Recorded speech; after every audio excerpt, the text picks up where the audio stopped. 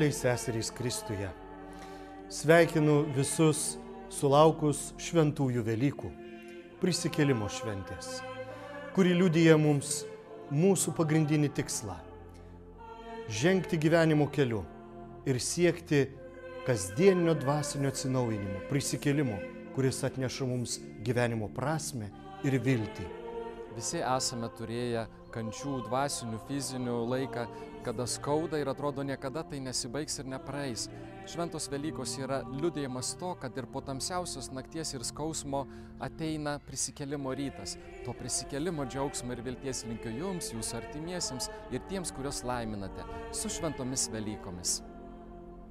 Su dėkingumu žvelkim į praeitį, aistringai gyvenkim dabartyje ir viltingai apkabinkim ateitį. Džiugių, laimingų, džiaugsmingų šventų Velykų. Sveikinu visus parapiečius su gražiausia metų švente – prisikėlimu. Jėzus Kristus ant kryžiaus atpirko mus visus – ir dorus, ir nusidėjėlius. Prisikėlęs Kristus teikia mums viltį gyventi ir džiaugtis Dievo sukurtų nuostabiu pasauliu. Gražių jums švenčių, geros nuotaikos ir mylinčių širdžių. Sveikinu visus su šventomis Velykomis, su mūsų viešpaties Jėzaus Kristaus prisikėlimo švente.